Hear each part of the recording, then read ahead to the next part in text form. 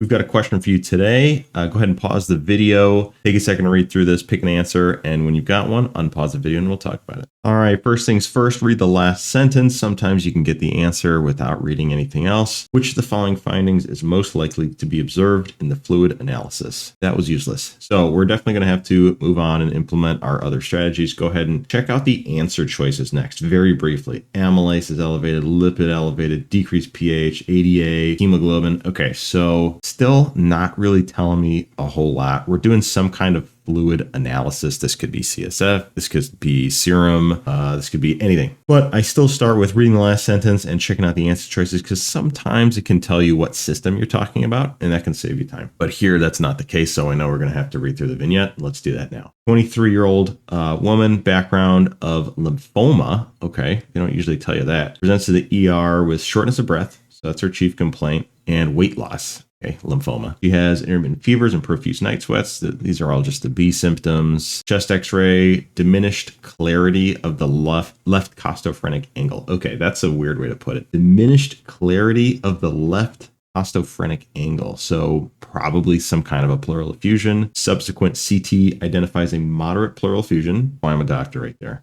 On the left side, along with mediastinal adenopathy, a thoracentesis yields a milky appearance of the pleural fluid. Okay, that's important. And that's really all we needed to know. This is one of those weird ones. We could have used our advanced strategy of looking at the second to last sentence too. Sometimes that has the answer. And honestly, that's really all we needed was the last two sentences here. But I ended up reading the whole thing. And that's just realistic. On test day, you're not necessarily going to know which ones you need the last two sentences for. You can try reading the last two sentences. I usually just stick with one. Sometimes I'll read the one before it as well. But here we only needed the last two. And now every time you see milky pleural fluid, you should be thinking of chylothorax.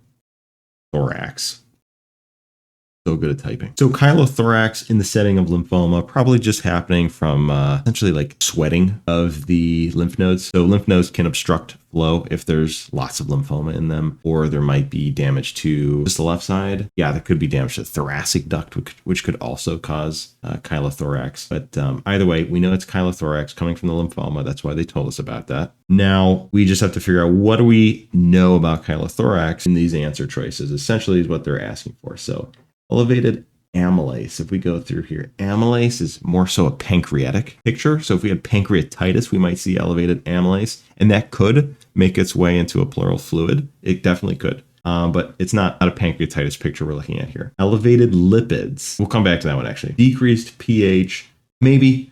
Not totally sure just off the top of my head, so let's keep moving on. Elevated adenosine deaminase. I think that's SCID, so probably not a SCID picture in a 23-year-old. They would have given us a lot more history for that. A 23-year-old with lymphoma specifically. Elevated hemoglobin. Yeah, I don't think this is like a CHF type picture where we have cardiogenic cause to our pleural effusion, so I don't think it's E either. Going back to B, I do know that in the intestines, we actually absorb chylomicrons directly into our lymphatic fluid. The reason being is because they're actually too big to fit into our capillaries. So they go directly into the lymphatic. So it probably is B. And I think decreased pH. Chylothorax is actually a higher pH. I just so happen to know that. It's between around like 7.5.